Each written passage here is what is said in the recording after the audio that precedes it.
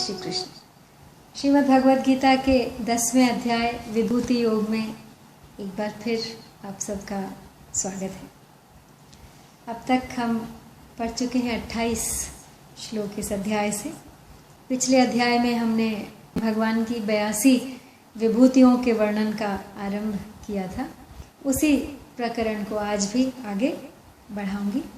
तो आगे बढ़ने से पहले एक बार हम देख लेते हैं भगवान की उन सभी विभूतियों को जिनको अब तक हमने पिछले श्लोकों में देखा है। दोबारा से संक्षेप में, मैं सर्व जीवों के हृदय में अंतरात्मा पार्थ हूँ, सब प्राणियों का आदि एवं मध्य अंत यथार्थ हूँ। आदित्य गण में विष्णु हूँ, सब ज्योति बीच दिनेश हूँ। नक्षत्र में राकेश, मरुतों में मरीच विशेष हूँ। मैं साम वेदों में तथा सुर वृंद बीच सुरेंद्र हूँ। मैं शक्ति चेतन जीव में मन इंद्रियों का केंद्र हूँ। शिव सकल रुद्रों बीच राक्षस यक्ष बीच कुबेर हूँ। मैं अग्नि वसुओं में पहाड़ों में पहाड़ सुमेर हूँ। मुझको बृहस्पति पार्थ मुख्य पुरोहितों में जान तू। सेनानियों में स्कंद सागर सब सरों में मान तू। भृगु श्रेष्ठ ऋषियों में वचन में मैं सदा ओंकार हूँ। सब स्थावरों में गिर हिमालय यज्ञ में जप सार हूँ। मुनि कपिल सिद्धों बीच नारद देव ऋषियों में कहा। गंधर्व गण में चित्ररथ तरु वर्ग में पीपल महा। उच्चै श्रवा सारे हयों में अमृत जन्य अनूप हूँ। मैं हाथियों में श्रेष्ठ ऐरावत नरों में भूप हूँ। सुरधेनु गौओं में भुजंगों बीच वासुकी सर्प हूँ। मैं वज्र शस्त्रों में प्रजा उत्पत्ति कर कंदर्प हूँ। मैं पितर गण में अर्यमा हूँ, नाग गण में शेष हूँ। यम शासकों में जलचरों में वरुण रूप विशेष हूँ। अब आज इससे आगे 29वां श्लोक है ये। अनंतश्चास्मि नागानां वरुणो यादसामहं। पितॄणाम् अर्यमा चास्मि यमः संयमतामहम्। नागों में अनंत शेषनाग और जल जंतुओं का अधिपति वरुण मैं हूँ। पितरों में अर्यमा और शासन करने वालों में यमराज मैं हूँ। तो शेषनाग संपूर्ण नागों के राजा हैं। इनमें 1000 फण हैं। ये क्षीर सागर में सदा भगवान की शैया बनकर भगवान को सुख पहुँचाते रहते हैं। तो ये अनेक बार भगवान के साथ अवतार लेकर उनकी लीला में शामिल भी हुए हैं। कहते हैं लक्ष्मण शेषावतार थे, इसलिए भगवान ने इनको अपनी विभूति बताया है। वरुण संपूर्ण जल जंतुओं के तथा जल देवताओं के अधिपति हैं और भगवान के भक्त हैं, इसलिए भगवान ने इनको अपनी विभूति बताया है। कव्यवाह अनल सोम आदि 7 पितृगण हैं। इन सब में अर्यमा नाम वाले पितर मुख्य हैं, इसलिए भगवान ने इनको भी अपनी विभूति बताया है। अब प्राणियों पर शासन करने वाले राजा आदि जितने भी अधिकारी हैं उन सब में यमराज मुख्य हैं।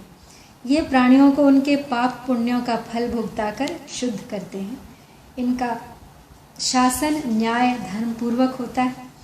ये भगवान के भक्त और लोकपाल भी हैं, इसलिए भगवान ने इनको भी अपनी विभूति बताया है। अब इन विभूतियों में जो विलक्षणता दिखाई देती है वह इनकी व्यक्तिगत नहीं है, वह तो भगवान से ही आई है और भगवान की ही है। अतः इनमें भगवान का ही चिंतन होना चाहिए। प्रहलादश्चास्मि दैत्यानां कालः कलयतामहं। मृगाणां च मृगेन्द्रोऽहं।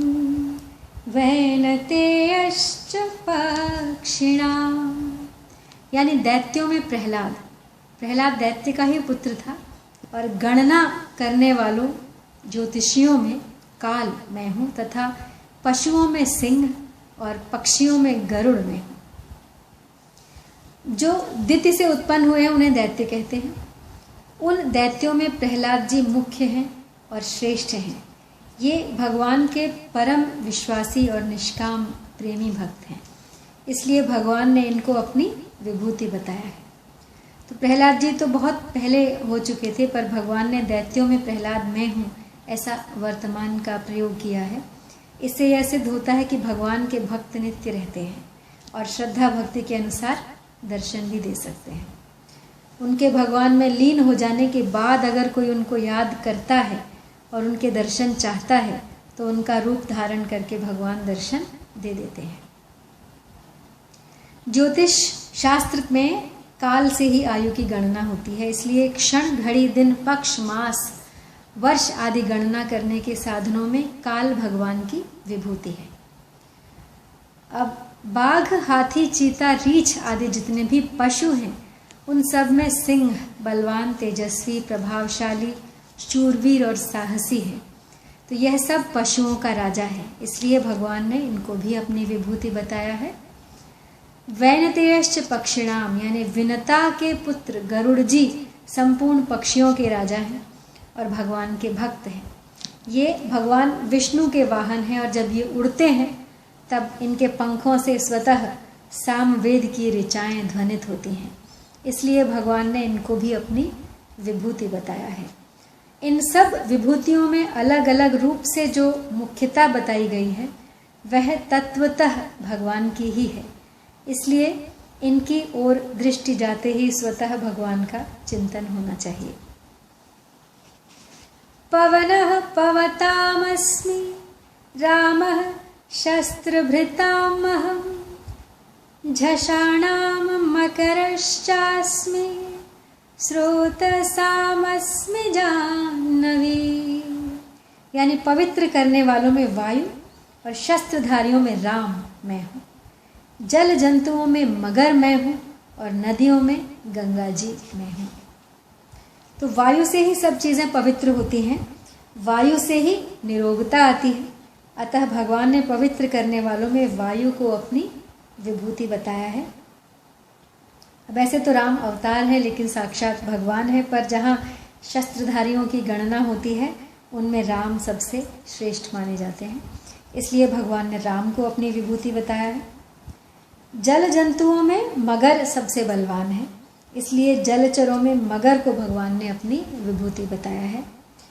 अब प्रवाह रूप से बहने वाले जितने भी नद, नदी, नाले, झरने हैं उन सब में गंगा जी श्रेष्ठ हैं। ये भगवान की खास चरणोदक हैं। गंगा जी अपने दर्शन, स्पर्श आदि से दुनिया का उद्धार करने वाली हैं। मरे हुए मनुष्यों की अस्थियां गंगा जी में डालने से उनकी सद्गति हो जाती है, इसलिए भगवान ने इनको अपनी विभूति बताया है। वास्तव में इन विभूतियों की मुख्यता न मानकर भगवान की ही मुख्यता माननी चाहिए, कारण कि इन सब में जो विशेषता महत्ता देखने में आती है वह भगवान से ही आई है। अब 17वें श्लोक में अर्जुन के 2 प्रश्न थे। पहला भगवान को जानने का कि मैं आपको कैसे जानूं, और दूसरा जानने के उपाय का कि किन किन भावों में मैं आपका चिंतन करूं। अब इन दोनों में से उपाय तो है विभूतियों में भगवान का चिंतन करना, और उस चिंतन का फल परिणाम होगा सब विभूतियों के मूल में भगवान को तत्व से जानना। तो जैसे शस्त्रधारियों में श्री राम को और वृष्णियों में वासुदेव को भगवान ने अपनी विभूति बताया, तो यह तो उस समुदाय में विभूति रूप से श्री राम का और वासुदेव का चिंतन करने के लिए बताया, और उनके चिंतन का फल होगा श्री राम को और वासुदेव को तत्व से भगवान जान लेना। यह चिंतन करना और भगवान को तत्व से जानना सभी विभूतियों के विषय में समझना चाहिए। तो संसार में जहाँ जहाँ जो कुछ भी विशेषता, विलक्षणता, सुंदरता दिखाई देती है उसको वस्तु व्यक्ति की मानने से फसावट होती है, इंसान फंस जाता है, और यदि भगवान की माने भक्ति हो जाती है। तो ऐसा मान के यदि चिंतन करोगे तो संसार का चिंतन छूट जाएगा और उस जगह मैं आ जाऊँगा, और इसका परिणाम यह होगा कि तुम लोग मुझे तत्व से जान जाओगे, और मुझे तत्व से जानने पर मुझ में तुम्हारी भक्ति और दृढ़ हो जाएगी। सर्गणानाम आदिरन्तश्च मध्यम चैव अहम अर्जुन अध्यात्म विद्या विद्यानाम वादः प्रवदतामहम्। हे अर्जुन, संपूर्ण सृष्टियों के आदि मध्य तथा अंत में मैं ही हूँ। विद्याओं में अध्यात्म विद्या, ब्रह्म विद्या और परस्पर शास्त्रार्थ करने वालों का तत्व निर्णय के लिए किया जाने वाला वाद मैं हूँ। तो यहाँ पे जितने सर्ग और महासर्ग होते हैं, अर्थात जितने प्राणियों की उत्पत्ति होती है, उनके आदि में मैं रहता हूँ, उनके मध्य में मैं रहता हूँ, उनके अंत में, उनके लीन होने पर भी मैं रहता हूँ। तात्पर्य है कि सब कुछ वासुदेव ही है। अतः मात्र संसार को, प्राणियों को देखते ही भगवान की याद आनी चाहिए। अब जिस विद्या से मनुष्य का कल्याण हो जाता है वह आध्यात्म विद्या कहलाती है, और दूसरी सांसारिक कितनी ही विद्याएं पढ़ लेने पर भी पढ़ना बाकी ही रहता है।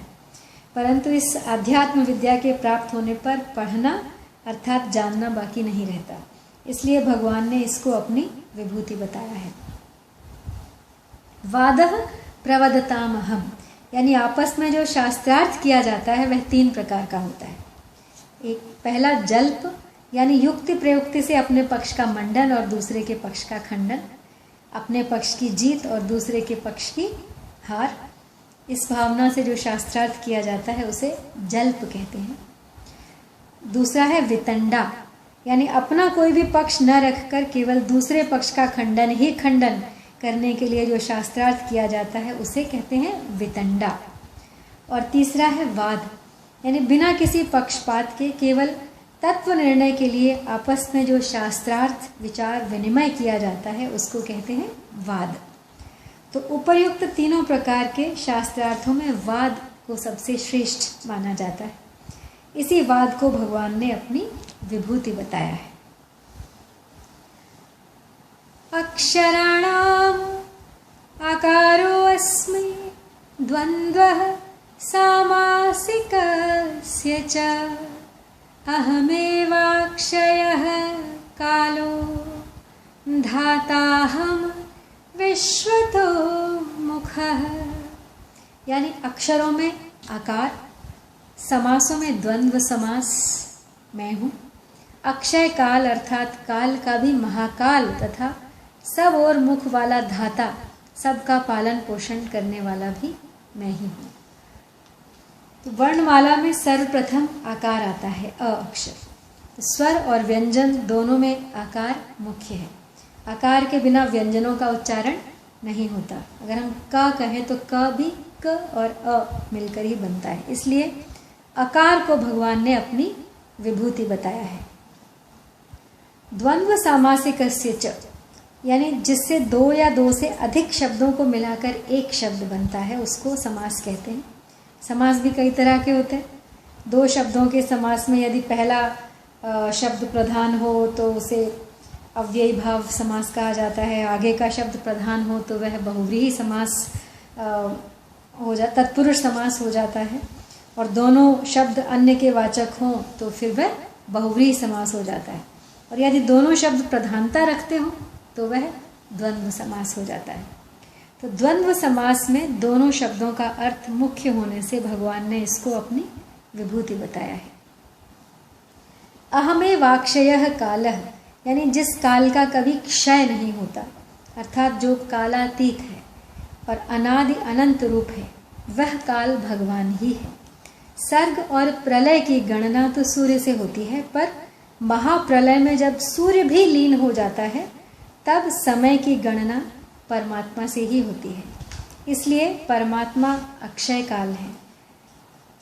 तो यहाँ 30वें श्लोक में कालः कलयतामहं पदों में आए काल में और यहाँ आए अक्षय काल में क्या अंतर है?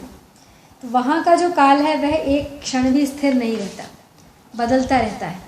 वह काल ज्योतिष शास्त्र का आधार है और उसी से संसार मात्र के समय की गणना होती है। परंतु यहाँ का जो अक्षय काल है इस श्लोक का, वह परमात्मा स्वरूप होने से कभी बदलता नहीं। वह अक्षय काल सबको खा जाता है और स्वयं ज्यों का त्यों ही रहता है, अर्थात इसमें कभी कोई विकार नहीं होता। उसी अक्षय काल को यहाँ भगवान ने अपनी विभूति बताया है। और सब और मुख वाले होने से भगवान की दृष्टि सभी प्राणियों पर रहती है, अतः सबका धारण पोषण करने में भगवान बहुत सावधान रहते हैं। किसी प्राणी को कौन सी वस्तु कब मिलनी चाहिए इसका भगवान ख्याल रखते हैं और समय पर उन वस्तुओं को पहुंचा देते हैं। इसलिए भगवान ने अपना विभूति रूप से वर्णन किया है। मृत्यु सर्वहरश्चाह उद्भवश्च भविष्यताम् कीर्तिः श्रीवार्कश्च नारीणां स्मृतिर्मेधा धृति क्षमा। यानी सबका हरण करने वाली मृत्यु और भविष्य में उत्पन्न होने वाला मैं हूँ, तथा स्त्री जाति में कीर्ति, श्री, वाक, वाणी, स्मृति, मेधा, धृति और क्षमा मैं हूँ। तो यहाँ पर मृत्यु में हरण करने की ऐसी विलक्षणता सामर्थ्य है कि मृत्यु के बाद यहाँ की स्मृति तक शेष नहीं रहती, सब कुछ अपहृत हो जाता है। वास्तव में यह सामर्थ्य मृत्यु की नहीं है परंतु परमात्मा की है। तो अगर संपूर्ण का हरण करने की, विस्मृत करने की भगवत प्रत सामर्थ्य मृत्यु में न होती तो अपनेपन के संबंध को लेकर जैसी चिंता इस जन्म में मनुष्य को होती है, वैसी ही चिंता पिछले जन्म के संबंध को लेकर भी होती। तो मनुष्य न जाने कितने जन्म ले चुका है, अगर उन जन्मों की याद रहती तो मनुष्य की चिंताओं का, उसके मोह का कभी अंत ही नहीं आता। परंतु मृत्यु के द्वारा विस्मृति होने से पूर्व जन्मों के कुटुंब, संपत्ति आदि की चिंता नहीं होती। तो इस तरह मृत्यु में जो चिंता और मोह मिटाने की सामर्थ्य है वह भी भगवान की ही है। उद्भवश्च भविष्यताम्। अब जैसे पूर्व श्लोक में भगवान ने बताया कि सबका धारण पोषण करने वाला मैं ही हूँ, वैसे ही यहाँ बताते हैं कि सब उत्पन्न होने वालों की उत्पत्ति का हेतु भी मैं ही हूँ। तात्पर्य है कि संसार की उत्पत्ति, स्थिति और प्रलय करने वाला मैं ही हूँ। कीर्ति श्रीवार्कच नारीणाम स्मृति मेधा धृति क्षमा। कीर्ति, श्री, वाक, स्मृति, मेधा, धृति और क्षमा, ये सातों संसार भर की स्त्रियों में श्रेष्ठ मानी गई हैं। इनमें से कीर्ति, स्मृति, मेधा, धृति और क्षमा ये 5 प्रजापति दक्ष की कन्याएं हैं। श्री महर्षि भृगु की कन्या है और वाक ब्रह्मा जी की कन्या है। तो कीर्ति, श्री, वाक, स्मृति, मेधा, धृति और क्षमा ये सातों स्त्रीवाचक नाम वाले गुण भी संसार में प्रसिद्ध हैं। सद्गुणों को लेकर संसार में जो प्रसिद्धि है, प्रतिष्ठा है, उसे कीर्ति कहते हैं। स्थावर और जंगम यह 2 प्रकार का ऐश्वर्य होता है। ज़मीन, मकान, धन संपत्ति आदि स्थावर ऐश्वर्य हैं और गाय, भैंस, घोड़ा, ऊँट, हाथी आदि जंगम ऐश्वर्य हैं। इन दोनों ऐश्वर्यों को श्री कहते हैं। तो जिस वाणी को धारण करने से संसार में यश, प्रतिष्ठा होती है, जिससे मनुष्य पंडित, विद्वान कहलाता है, उसे वाक कहते हैं। तो पुरानी सुनी समझी बात की फिर याद आने का नाम स्मृति है। तो बुद्धि की जो स्थायी रूप से धारण करने की शक्ति है, अर्थात जिस शक्ति से विद्या ठीक तरह से याद रहती है, उस शक्ति का नाम मेधा है। अब मनुष्य को अपने सिद्धांत, मान्यता आदि पर डटे रहने तथा उससे विचलित न होने देने की शक्ति का नाम है धृति। तो दूसरा कोई बिना कारण अपराध कर दे तो अपने में दंड देने की शक्ति होने पर भी उसे दंड न देना और उसे लोक परलोक में कहीं भी उस अपराध का दंड न मिले, इस तरह का भाव रखते हुए उसे माफ़ कर देने का नाम है क्षमा। तो कीर्ति, श्री और वाक ये तीनों प्राणियों के बाहर प्रकट होने वाली विशेषताएं हैं तथा स्मृति, मेधा, धृति और क्षमा ये 4 प्राणियों के भीतर प्रकट होने वाली विशेषताएं हैं। तो इन सातों विशेषताओं को भगवान ने अपनी विभूति बताया है। तो यहाँ जो विशेष गुणों को विभूति रूप से कहा है उसका तात्पर्य केवल भगवान की तरफ लक्ष्य कराने में है।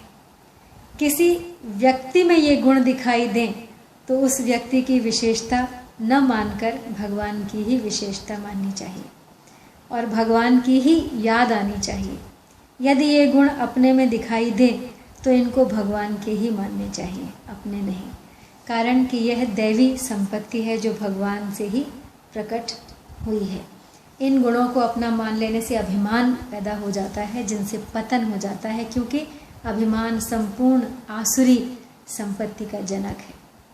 अब साधकों को जिस किसी में जो कुछ विशेषता सामर्थ्य दिखे उसे वस्तु व्यक्ति का न मानकर भगवान की ही मानना चाहिए। जैसे लोमश ऋषि के शाप से काकभुषुंडी ब्राह्मण से चांडाल पक्षी बन गए, पर उनको न भय हुआ, न किसी प्रकार की दीनता आई और न कोई विचार ही हुआ, प्रत्युत उनको प्रसन्नता ही हुई। कारण कि उन्होंने इसमें ऋषि का दोष न मानकर भगवान की ही प्रेरणा मानी।